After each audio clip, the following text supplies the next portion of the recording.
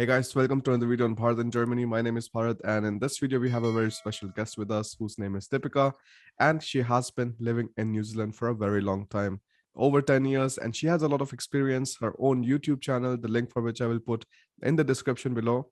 So, Deepika, welcome to the channel. Tell us a bit about Hey. yourself, and then we jump into our questions. Yeah, firstly, thank you for having me for this session. I'm so excited. And my name is Deepika, like as you mentioned before, and I have a YouTube channel. And that channel name is Deepika Punjaban because you can sense the view like I am from Punjab, India. So, yeah, so that is just in a brief. And I have spent like 10 years in New Zealand so far. And right now I'm in India on vacation. Yeah. So, like during this entire COVID time now, Deepika, did you find it like, let's say, relatively easy to like stay in New Zealand? Like, how were the restrictions and stuff there? So basically, as you know, like, and everybody know that, like in New Zealand, the restrictions are very, very like strict. So the COVID has like hit New Zealand, but it's not bad like any other countries.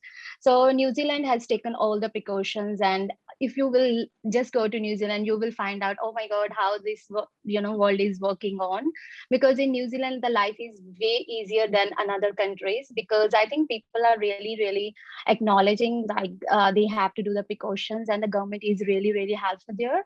So yeah, you feel like you have not really feel the difference after pandemic Mm-hmm, because of the lot of like restrictions. mm-hmm, Yeah. mm-hmm. Makes sense. And Yeah. do you miss Indian food in New Zealand?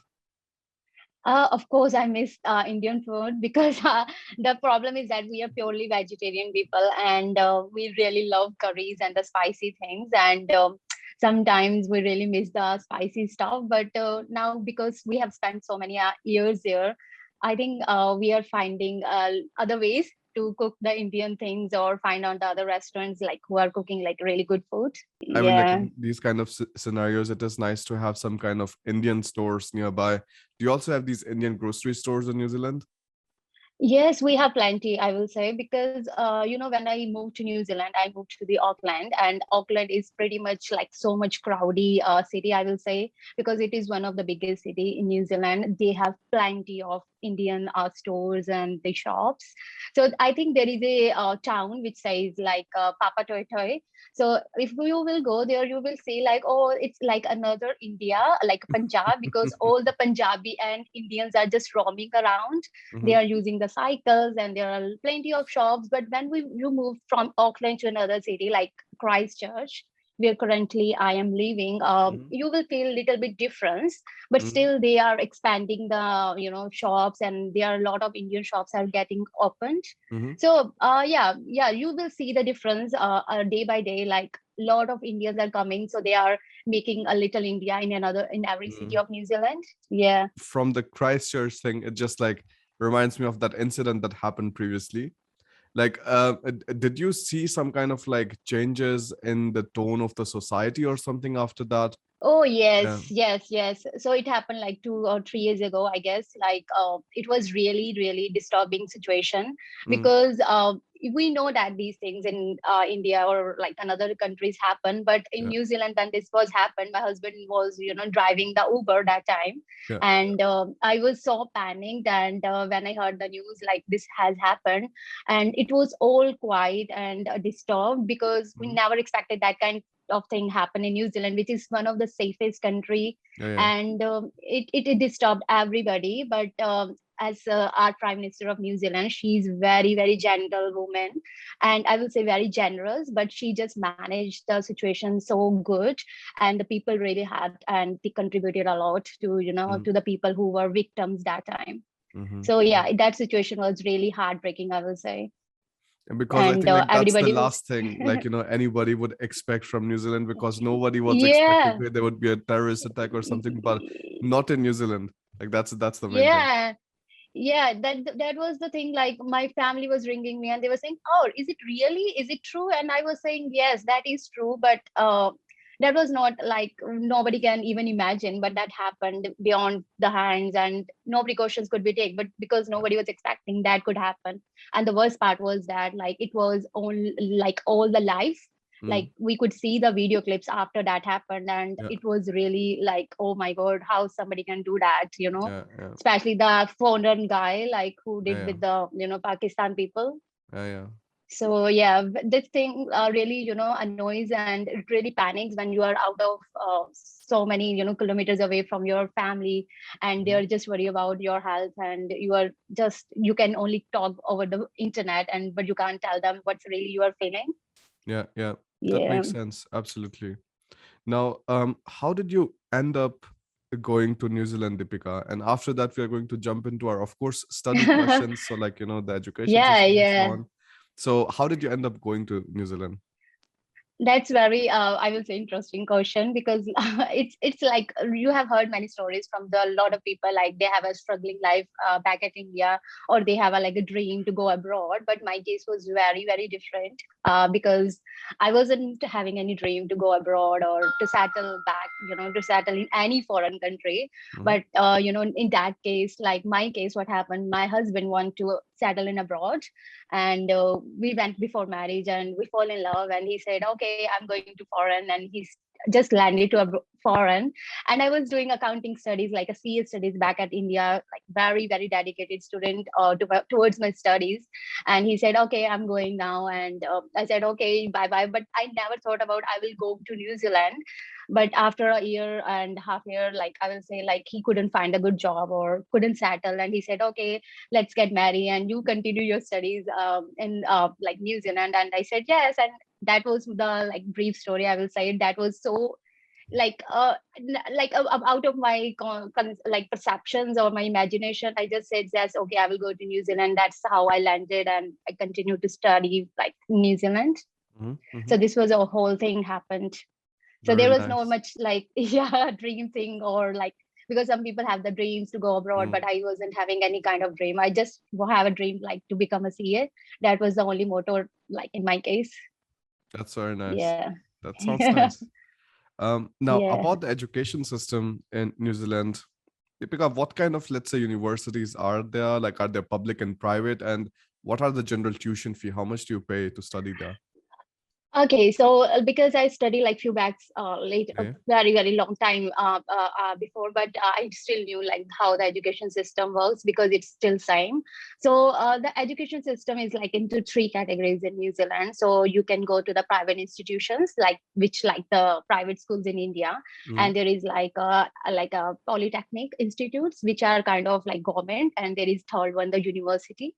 So Mm-hmm. you can choose like where you want to go. And the education system is pretty different back at home, like if you compare with India or any other country, Pakistan, like Asian countries, Mm-hmm. because the education system is mainly based on your computer skills, or your like your own skills. It's not a bookish like or it's not a like a day-to-day cramming thing, like you do Mm-hmm. crams and you just do the homework, classwork. You Mm-hmm. just need to be your own like and when you just land to New Zealand, you start and you first day go to the university, or let's say your institute, you will see, oh, you will be like have the you will start with a lot of books. Because I Yeah. will tell you the story. When I went to the New Zealand, I just brought like tons of books with me, like accounting books, because I was thinking like they're gonna help me in my studies when I will go to New Zealand. And when I started my studies in New Zealand, it was so much different, because they don't use too much books. They just use the practical knowledge. So Mm-hmm. they have like the thing like project assignments, presentations, these kind of things, that how it works. So Mm-hmm. you just need to make the assignments every day, like on weekly basis or monthly basis, and they give you the time. So how the assignment works, like they give you the thing like the topic, and they just teach that in the college, like the tutors. And you just need to study that, and you need to prepare the project and presentation on that basis.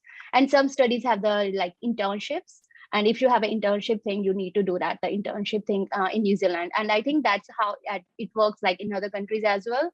So as I'm saying, like no bookish, it's all practical, like what Mm-hmm. you think, what you believe, what you have learned so far. And it's just like exploration, your own words. Mm-hmm. So yeah, education system is not pretty hard. If you are too much intelligent or intelligent student in India, you can Yeah. really crack your studies in New Zealand.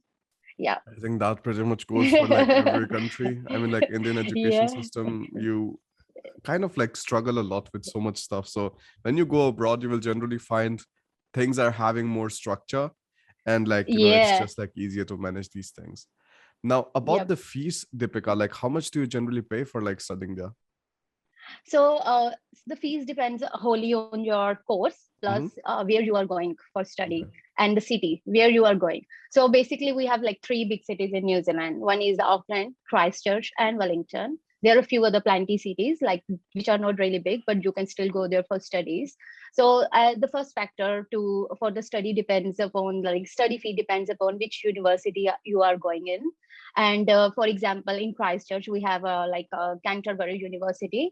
So the average fee, if you are taking a one course, like for 1 year course, it's gonna be like $20,000, like which can be like depends upon to that you can multiply with 50 and it's gonna be like 20 lakh or 25 lakhs these days. So Mm-hmm. it's like a 1 year course, and if you go into the private institute, it's little bit cheaper than the university, of course, because they don't have like so much charges as compared to the university. As per my case, I studied in Polytech, which was average, so it was not too much high or too much less. So yeah, so the fee really depends upon the uni studies and your course where you're going. Mm-hmm. Mm-hmm. And at your time, how much did you end up paying in your course? So I paid like $13,000 after scholarship for Mhm. 1 year because Okay. I was having a like a good scores in India, and I just talked with the university and they gave me some scholarship. So it was not pretty bad, but yeah, Mm-hmm. it depends upon your like situation, financial situation. Like if you can afford, then it's not bad, but if you can't, then it's gonna be a big amount, a big chunk amount of money you are going to pay to the uni. Mm-hmm. Yeah, yeah, Yeah. absolutely. Makes sense. And in this, do you also have to like show some kind of financial security, Deepika? Because like in Germany, even though we don't have any tuition fee, we still have to show that we can take care of our own living costs, which is then for a year we have to show in the blocked account 10,332 euros. So with Yes, that, you get the definitely. visa. Mm-hmm. So yes, definitely. Back at my days, like there was not such a thing. So we just spend the tuition fee to the university, and we just started our studies. But now these days, the government really want you to invest or to deposit some amount. Like I will say, it's a big chunk amount of money, because if we will say in Indian terms, it's gonna be like 15 lakh. You need to invest. You need to Mm-hmm. deposit in the government account. Then when you will start the studies in New Zealand and you start as a student, they're going to transfer you on a weekly basis so that you can spend in case you don't have the job. It's kind of a good, or I will say bad, it depends upon your circumstances again.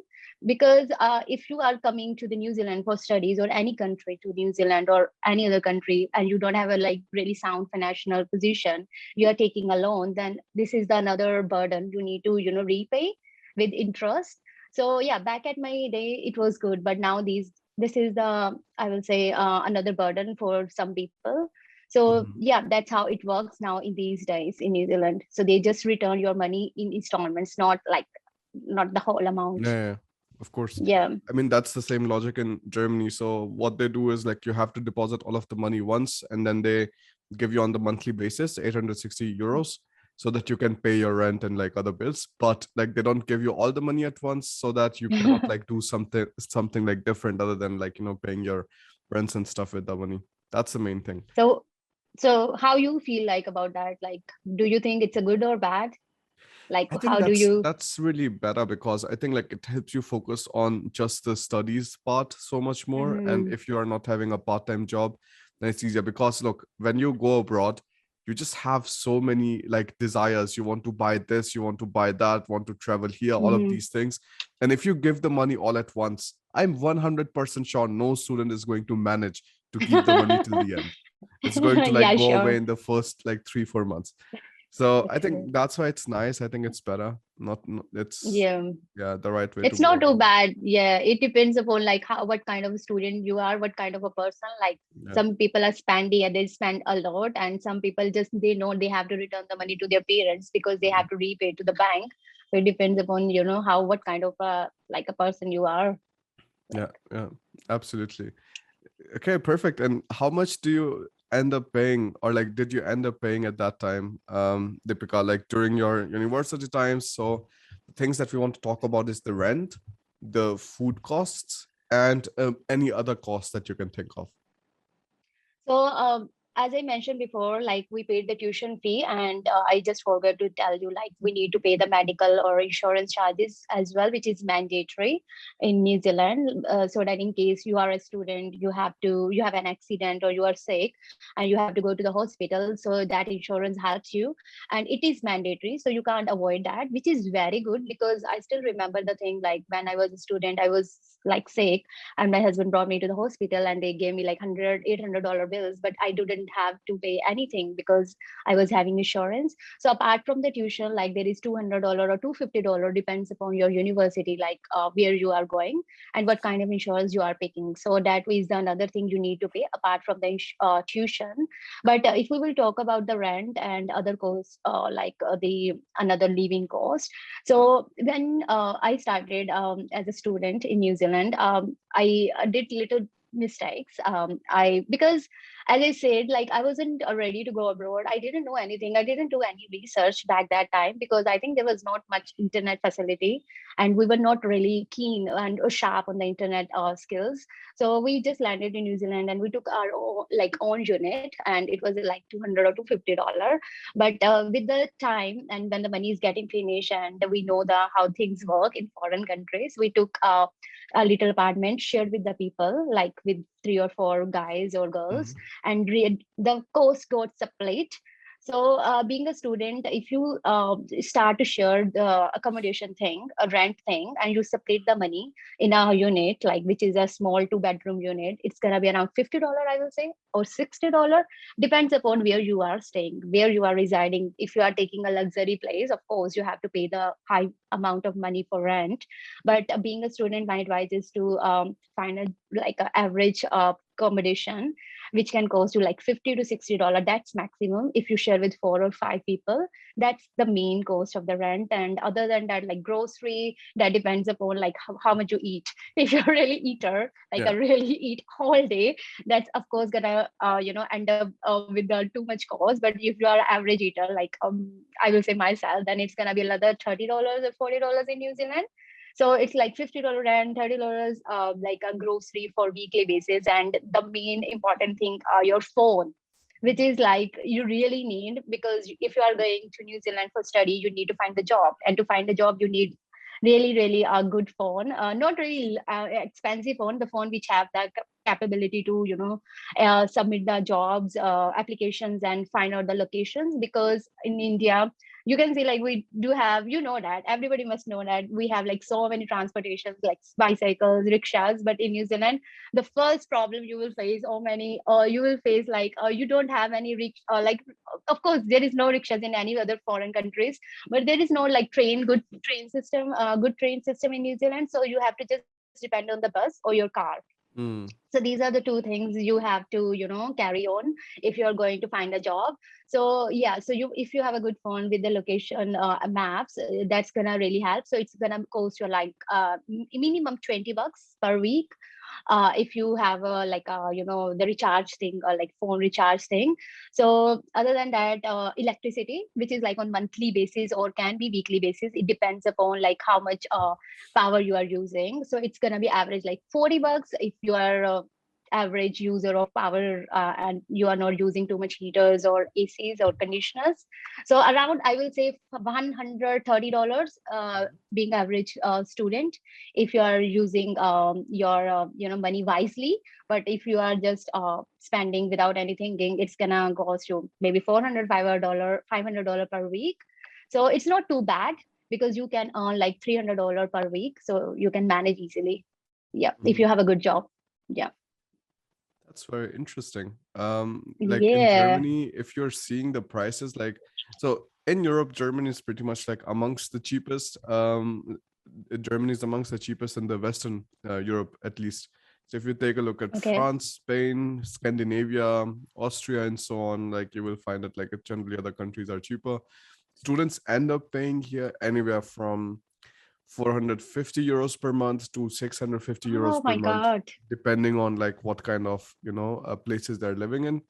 And this is including everything. So like you have your rent included, your health insurance. For health insurance you have to pay 106 euros in Germany, then your phone, Okay. all of the other things. So it's fine because like you are getting paid 863 euros per month in your blocked account, Mm-hmm. in your bank account, Mm-hmm. and then afterwards you're having around just 600 euros of expenses. So students can still save a bit. Then you have part-time jobs. Once you start doing part-time jobs, then essentially in the first year you can save up the money for the second year's blocked account directly in Germany, which is like of course very Yeah. nice. Yeah, it's kind of yeah, it's kind of different in New Zealand, I will say. If you the things are not expensive. The hard part is to find the job and to settle in New Zealand these days, I will say, because you can find a job, but it's really important to find a relevant job regarding your course. So yeah, the other thing, cost of living is not too bad. Yeah, Mhm. in New Zealand.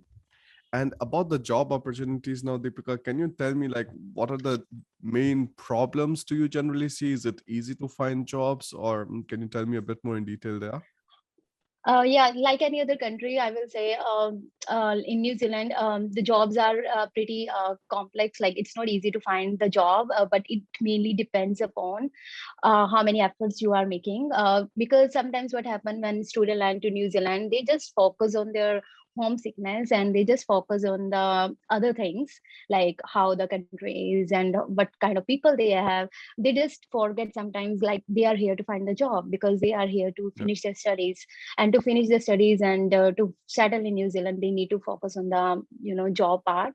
And I, being a student, when I was like when I landed to New Zealand, my first day, from the first day I was really focused and I was really pretty much sure like I need to find a job in accounting. And I started to do the application filling online and started to go to the places face to face, starting to see the people and try to show them like what I'm here for. So the job opportunities are not pretty really complex, but still it depends, because some people say, oh my god, we are here in New Zealand and still we can't have a job. It's not a good country because they I think they haven't made too much efforts. If you're sleeping the whole day and you're using the internet or watching the Netflix, it's not easy to find the job, of course, because you're not giving you 100%. But if you're a dedicated, loyal student or a loyal person, and you know your more goal, you know why you are here for, it's not really bad, because there are a lot of agencies which help you to find a job in New Zealand. And even the references, if you know somebody like your friend or your relative, they really help you to find a job. So in my case, I will say when I started my job, of course I didn't find the job of accounting straight away, but I didn't stop, I didn't sit down straight away. Like I just started to do whatever was landing in my hands.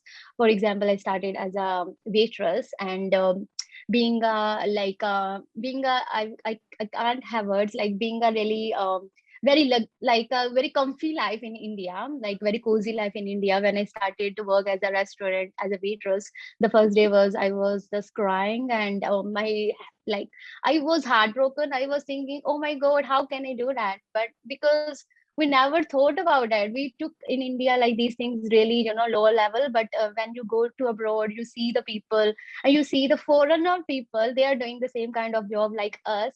Then the second day, third day, you feel confident and you feel I can do that, because I'm here for to do anything, because I have to achieve my motto. Mm, So but I will say, you just keep continue to find your relevant job. You just don't land up with the one job whatever you have. yeah. You keep trying until you have the best part or the relevant job which is related to your course. So job opportunities are pretty good in case if you are dedicated and you are continuously doing hard work. I mean, like that's I think a very good tip because many people also feel like okay, like this job is like not good enough for them or something. And in Germany, essentially, I see many students, for example, also like taking up delivery jobs in smaller towns because there are essentially like not relevant jobs available at that time. But once you Mm-hmm. come for the internship, you start looking for an internship during your masters, then it becomes so much better because you are essentially really focused on a job and you can move to a different city for that job so that you can find a better Yeah. one afterwards. So that really works out well. And this is the one thing that I say like students should really focus on. In Germany, finding jobs is not so difficult because you essentially have a lot of companies. Germany Mm-hmm. is the Europe's largest economy, and you have, I think, Mm-hmm. 3.3 million companies there. So finding job is not so difficult, but yes, you need to learn German. Like the one thing that I tell over and over again, that if you find a good Mm, job, if you want to find a good job, there is no way around it other than learning German. yeah. So that's, I And think, I one thing which is different. Yeah. Yeah, and one more thing I would really like to add, you need to be honest. That is the first thing if you are going to abroad, especially for students, because sometimes what happen, you go like without any experience or without any skills back at home, and you just land to a foreign country and you don't know anything, but you just write everything in your resume because you know like it's a copy paste. Like you just see your friend, they have found a job, so you just do the same thing, but you don't know anything in practical. But when you go to abroad, you will find out 99% of people, I will say, it's not, it's my opinion, they are too much honest. They do, like they say what they know. If they don't know, they say I don't know. So this is the one thing students need to learn. They need to be really honest. If they don't know anything, they need to tell the people, like their employer, I don't know, so that they can teach you, because they love the honesty. Everybody know the honesty, but sometimes we forget the thing. And back at home, if you're free, they need to do some like experience, they need to do some jobs back at home, so that they can do those things back to the foreign countries when they will land to like as a student, because it really helps. Practical work experience is really really helpful in your life, whatever the job you are doing back at home. It's gonna really add your skills. Yeah, the Yeah, so absolutely yeah, in right my point. case, yeah, honesty is really important, because in my case I was working under an Australian employer, and that is the, I think they have to they gave me the job only because of that basis. So honesty and dedication, like if you are doing your 100%, I will say 101%, people acknowledge you, they know what you are doing. Mm-hmm. Mm-hmm. Yeah, Yeah. that's a good thought. Yeah. Deepika, about this, like, you have your job and stuff, then afterwards, how do things work with the permanent residency and citizenship? In Germany, it's very simple. In Germany, you study, then afterwards, you have to work for 2 full years, and you're eligible for a permanent residency. And if you're earning above 58,000 euros per year, you can apply for the permanent residency just in 21 months, which is also very nice. For citizenship, it takes longer. So you have to stay in Germany for a total of 8 years, work in total of 5 years. So in essentially 7 to 8 years, you're able to, like, get your citizenship in Germany. How does it work in New Zealand? So in New Zealand, the whole process works in few parts. Like it's kind of similar to Germany, but it's not exactly the same. Mm-hmm. So of course, the first thing will be the student visa. So you have a student visa, maybe 1 year or 2 year, depends upon what kind of study you are doing. After student visa, you might have like a 1 year or 2 year or 3 years, like open work permit. In my case, it was only the 1 year. Mm-hmm. So we just have to work 1 year with any employer. But now in these days, they can give you, the immigration can give you the 3 years open work permit. So after students, there is a work permit, open work permit, and after open work permit, if you are able to find the job which is relevant to your studies, and you are earning that much amount of money, like which the immigration really need or required, then you can apply for your residency. So in New Zealand, the residency works with the point wise, like there is a point system. So you have to achieve that point goal before you apply your application for residency. So it is like says EOI, like which is expression of interest. So the minimum point in these days is like 160 points. So if you are able to crack that score 160, so they can enroll you in that pool, and you will be approved for EOI, not the residency, because the computer will automatically select you for EOI. And it is happened like every 2 weeks in New Zealand. So after EOI, the immigration consultant or the lawyer, they will chase you, and they will ask you the documents in case they need anything. And it might take the process like 2 years or 1 year or even the 1 month, depends upon how much luck you have, or depends upon what kind of job you are doing. So yeah, so this is the whole process: student visa, work visa, and the residency. So you can't apply the residency if you're not meeting that kind of score. That is obvious. So you can't say like, oh, I have finished my studies, I have done my work permit 1 year, let's find apply the residency. You can't do that. It only depends upon your scores. Like if you are meeting that kind of scores, then straight away you can apply for the residency. I have got some few friends, like they have applied the residency and they have achieved that kind of score. Still they're waiting from last 3 years because of pandemic. they haven't heard back anything from the immigration consultant, and they're still waiting, and they don't know like it's going to be approved or it's going to be rejected, because Mm, nobody knows the outcome. So for example, myself, when I applied the residency, after finishing studies, it was straight away, like took around 2 months. It was not too bad because I found relevant job while I was studying in New Zealand. So because of my internship, that really helped me. So yeah, so after applying the residency, I got the residency within 2 months, fortunately. And after getting residency in New Zealand, that is the fourth part, which is permanent residency.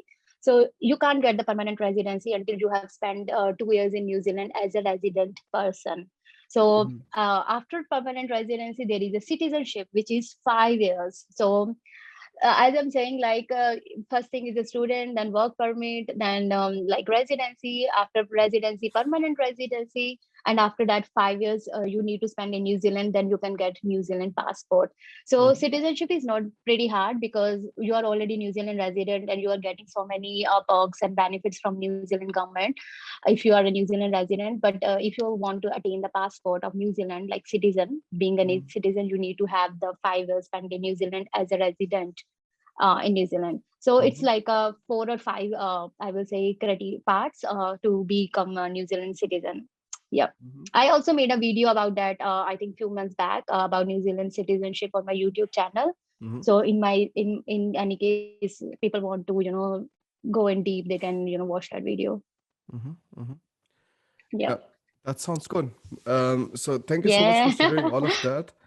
Now, Deepika, are there some like final tips or suggestions that you would have for the people watching the video, so that if they're thinking about coming to New Zealand, they should be watching out for these few things, or any tips or advices? Yeah, I have few things in my mind I would really like to share with you. The first and the foremost thing is that gain some skills. Where are you at a moment? If you are in India, Pakistan, Asia, Japan, wherever, I don't know, but start to gain some practical experience. Because in my case, I was doing studies in India, like accounting, and just finished my studies. I couldn't attain that kind of practical knowledge, and that made me a little bit difficult in New Zealand. But now we are so these days we are so much, onto social media. We are so I will say intelligent or very sharp to the skills. So wherever you are, just gain the practical experience where you have interest is. So this is the first thing. And second thing is that get ready yourself for get ready yourself for that environment of New Zealand, because if Mm, you don't expect like there will be a party or there will be a lot of crowd or there will be a lot of family members when you will land to foreign countries, there will be, I will say, nobody. That will be yours, that will be you own. So just confident and trust yourself. Be honest, so that people can trust you and they can believe whatever you are saying. When you talk, you people can read you. We think sometimes people, they don't know, like, because we don't have that kind of experience. But because when you apply the job, to the foreign country or even in India, the employer can see you in your eyes, like what you have. So just be honest and tell the people like what you have. And if you're going as a student, I will say the first thing you need to find out where your skills having, like what kind of things you like. If you are liking accounting, IT, or engineering, just try to find the course relevant to your studies, because if you're going out of your way, it's like kind of really hard for you. So find the go to foreign country and do the job according to your interest. And make sure you whatever the study you are going to opt, they must have some practical experience thing like the internships, so that and that can aid you to find a good job after like a year or 2 years.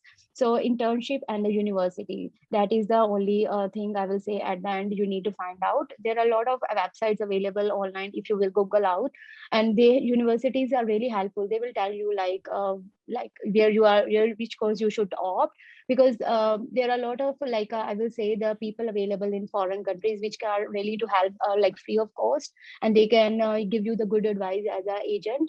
So just do your own research first before talk to anybody like agent, because the things are not pretty hard if you know a lot of the things your hand. mhm, So that is my advice.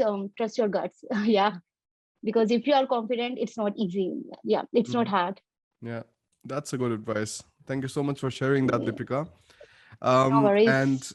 everybody else who's watching this video, make sure that you take a look at Deepika's channel. She has been making some very interesting videos and also some informative videos. So you can take a look at all of that directly in the description below. I'm going to also link one of my favorite videos directly in the description. So take a look at that.